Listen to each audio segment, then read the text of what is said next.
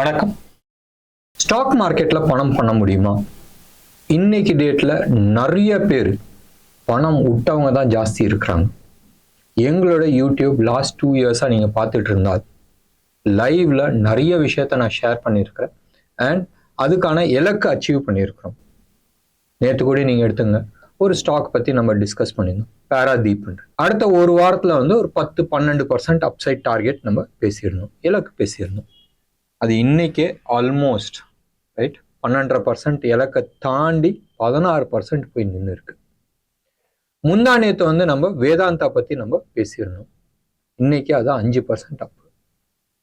So stock selections பண்ண முடியுமா? பண்ண முடியும், நீங்களும் பண்ண முடியும். ரைட், எங்களோட கோர்ஸ் ப்ரீமியமா இருக்கு, ஹையா இருக்கு, ஃபீஸ் ஜாஸ்தியா இருக்கு. ஏன்னு சொன்னால் 6 மாசம் நீங்க 6 மாசம் என் கூட டிராவல் பண்ண போறீங்க. ஒரு 3 மாசம் ட்ரைனிங்கை முடிச்சிடுவோம். அதுக்கப்புறமா லைவ் ட்ரேடிங்கில் நம்ம இன்வால்வ் ஆகும். டே டு டே பேசிஸில் ஆல்மோஸ்ட் நிறைய ஸ்டாக்ஸ் பற்றி டிஸ்கஸ் பண்ணுவோம். இந்த ட்ரைனிங் பீரியட்லேயே உங்கள் கையில் 2 லட்ச ரூபா இருந்துச்சுனால் கோர்ஸ் ஃபீயை நீங்கள் சம்பாரிச்சிட முடியும். ஒன்று இல்லைப்பா, உடாப்ஸ் விடுறான்னு சொன்னால் வாங்க ட்ரையல் எடுங்க, 10,000 ரூபா ஃபீஸ், ரிஜிஸ்ட்ரேஷன் ஃபீ பண்ணுங்க, பண்ணிட்டு கையில் 2 லட்ச ரூபா வைங்க. அடுத்த 3-4 மாசத்துல அந்த கேஷை எடுக்கிறதுக்கான என்ன முயற்சியோ நம்ம முயற்சி பண்ணலாம், லைவ்ல பண்ணலாம். குவான்டிட்டியா ஸ்பெசிஃபிக்கா நான் சொல்றேன், இந்த ஸ்டாக் இந்த பிரைஸ்ல இவ்வளவு குவான்டிட்டி எடுன்றது வரைக்கும் நம்ம கைடன்ஸ் கொடுக்குறோம்.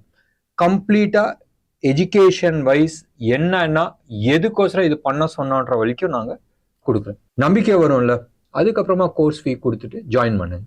சம்பாரிச்சுட்டு கொடுங்கன்ற, படிச்சுட்டு இருக்கும் போதே சம்பாரிங்கன்னு நான் சொல்ல, சம்பாரிங்க, அதுக்கப்புறமா கோர்ஸ் ஜாயின் பண்ணுங்கன்ற. இந்த கோர்ஸ்ல என்ன டீச் பண்ண போறீங்க?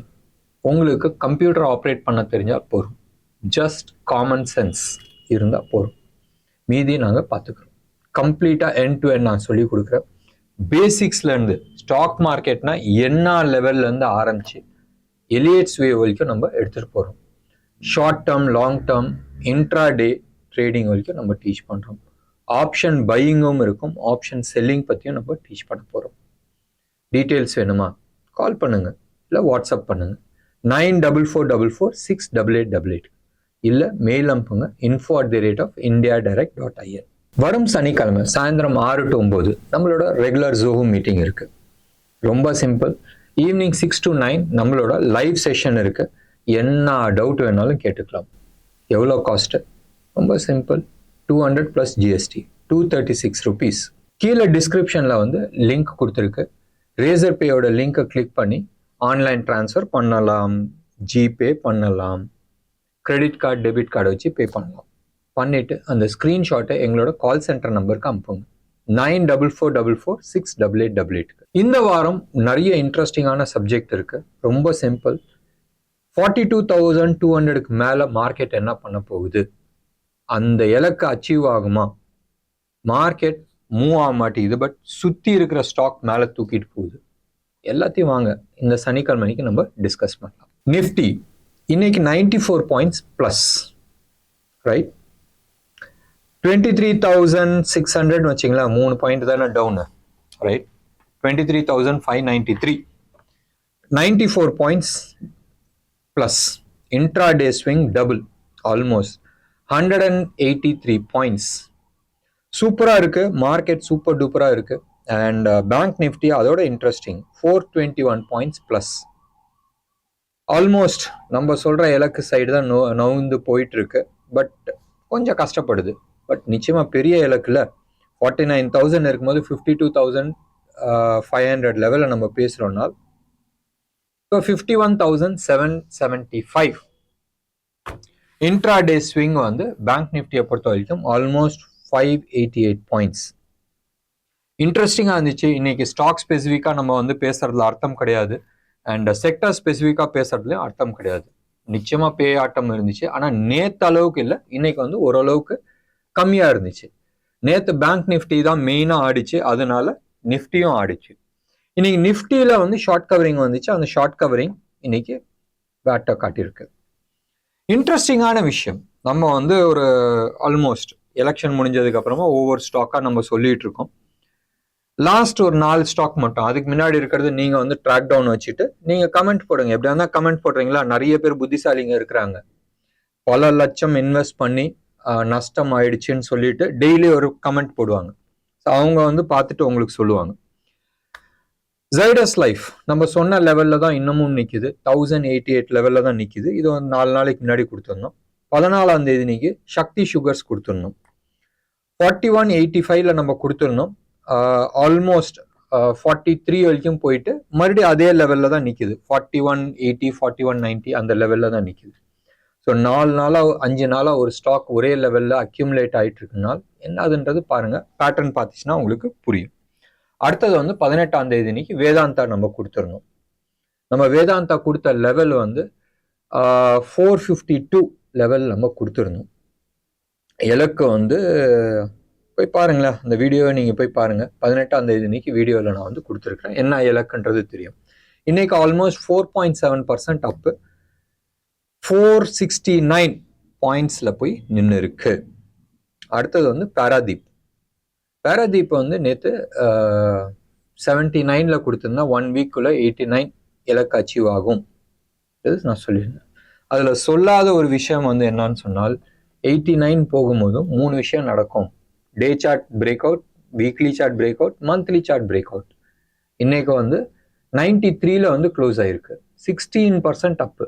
நம்ம கொடுத்த இலக்கை வந்து 12%, 89 கொடுத்துருந்தோம், 12%. இன்னைக்கு 16% அப்ல வந்து க்ளோஸ் ஆயிருக்கு, நியர் டே ஹைல க்ளோஸ் பண்ணிருக்கு. ஸோ ஸ்டாக் செலெக்ஷன் பண்ண முடியுமா?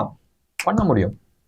ஜோஹோ மீட்டிங்ல லாஸ்ட் 3 வீக்ஸா நம்ம கொடுத்தது பண்ணோமா? பண்ணிருக்கு, பக்காவா போயிருக்கு, ரைட்? ஸோ நிச்சயமா stock selection, technical analysis work ஆகுதா? ஒர்க் ஆகுது. சம்பாதிக்க முடியுமா? சம்பாதிக்க முடியும். சில பேர் நிறைய பேர்த்த வந்து கன்ஃபியூஸ் பண்ணி இல்லை அவங்களுக்கு சம்பாதிக்கணுன்ற எண்ணத்துல வந்து உங்களுக்கு ராங் டைரக்ஷன்ஸ் கொடுத்துட்டு இருக்காங்க. என்னென்ன ராங் டைரக்ஷன்ஸ்? ஆப்ஷனுக்கு வாங்க, ஃபியூச்சர்ஸ்க்கு வாங்க. நான் ஃபியூச்சர்ஸ் பத்தியே நான் பேசல. இது எல்லாமே வந்து இந்த 12% இன்னைக்கு சம்பாரிச்சது, இல்லை 5.5% இன்னைக்கு சம்பாரிச்சது முழுக்க கேஷ் மார்க்கெட் தான். ஒரு 50% சக்சஸ் இருந்தாலும் ஜம்முன்னு பண்ண முடியும். அதுக்கு மேல மீதி இருக்கிறத வந்து ரிஸ்க் ரிவார்ட் ரேஷியோ. இதுதான் அடிக்கடி நான் சொல்றது. ரிஸ்க் ரிவார்ட் ரேஷியோ நீங்க கான்சென்ட்ரேட் பண்ணால் போரும். நீங்க வந்து 10 ரூபா லூஸ் பண்ற இடத்துல 20 ரூபா சம்பாதிக்கணும்னு நினைச்சா போதும்.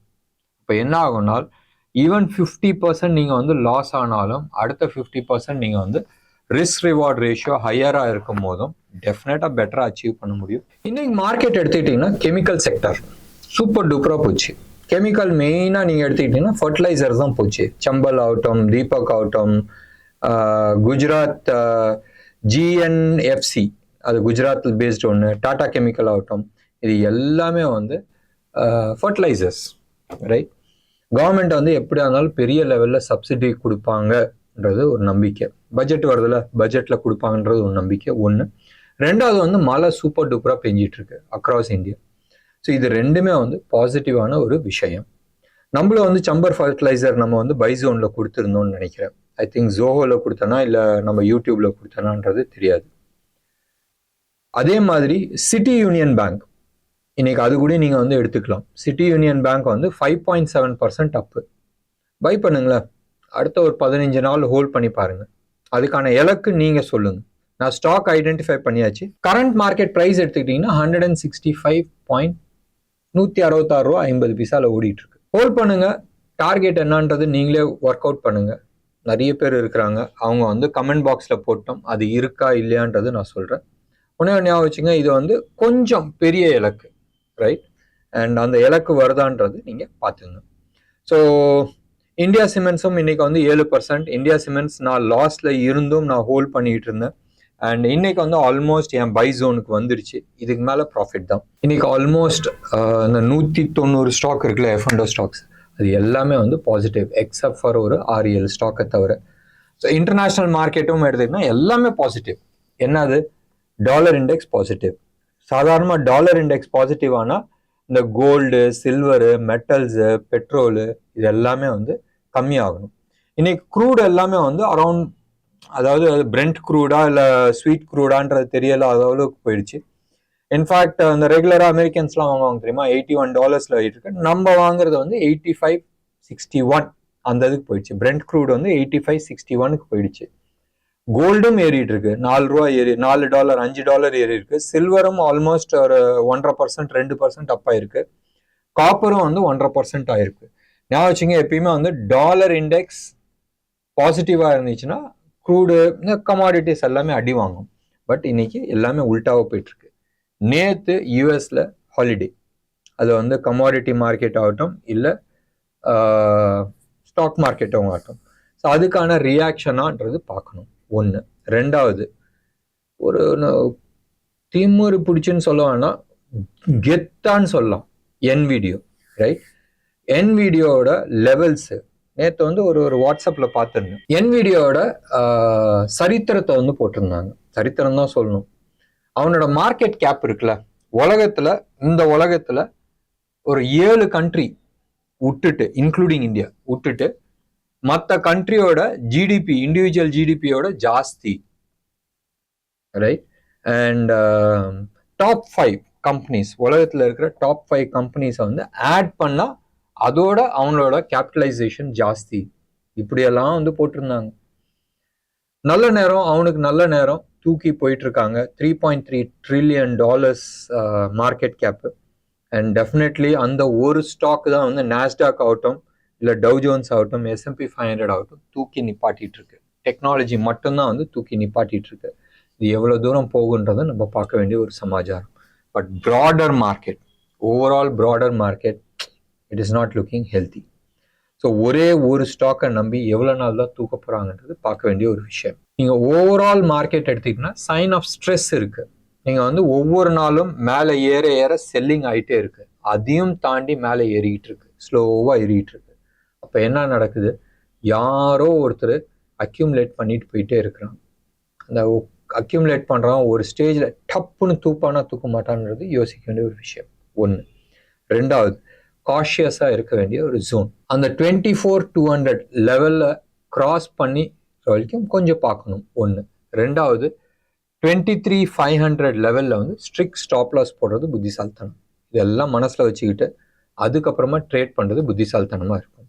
என்ன நேர்களே, இன்னைக்கு ப்ரோக்ராம் உங்களுக்கு பிடிச்சிருந்துச்சுன்னா லைக் பண்ணுங்கள், ஷேர் பண்ணுங்கள். டெஃபினட்டாக உங்களோட கமெண்ட் பாக்ஸில் கொடுங்க. நன்றி, வணக்கம்.